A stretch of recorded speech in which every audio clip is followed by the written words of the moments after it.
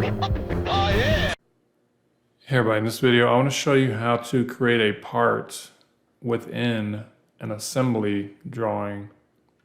So I have an assembly drawing here created. I brought this part in, I grounded it. So I want to create a part that's kind of right on top of this piece here, like a donut shape. So I want to make it kind of the same shape as this, and then I'm going to just make an extrusion and maybe taper it in a little bit just to get fancy. So how do we create a part within an assembly drawing? So what I'm going to do is I'm going to go up to Assemble. I'm going to click on the Create component here. And then you can give it your part a name. So I'm just going to leave it as part 3. You pick a template. So I want this to be a standard IPT part file. I'm not going to change that. This is where your file is going to go when you save it, and then the BOM structure. Usually they'll tell you what to put on this, on the certification exam. They'll tell you what to do for that. But I have the constrained stretch plane, constrained sketch plane unselected here. I don't really know if that matters, but I have it unchecked. I'm hit OK.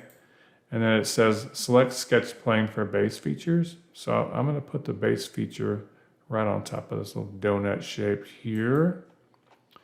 And then notice my part's kind of invisible here, kind of see-through. So then what I want to do is I'm going to start my 2D sketch on this surface here.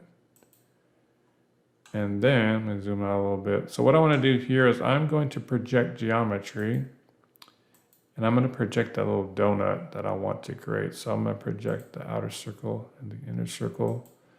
So basically those are the sketch that I want to create just by projecting those. I'm going to finish my sketch.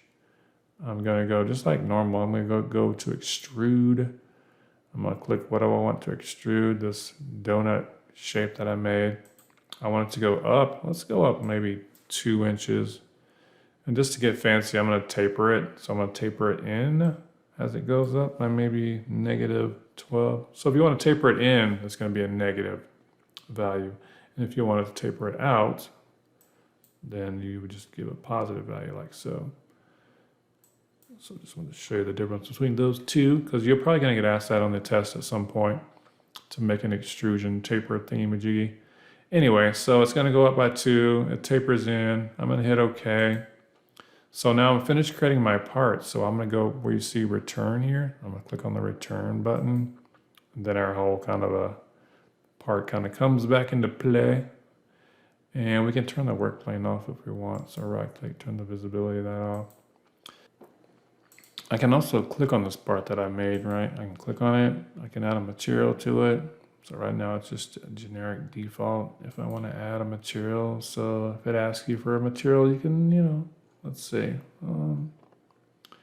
We can add maybe copper. Oh yeah, that looks real nice and fancy. And then we're going to go to File, Properties. We can go to Physical. We can update that. And then it'll give us mass, area, volume, etc. of our newly created, added on part. All right, there you go. Peace out.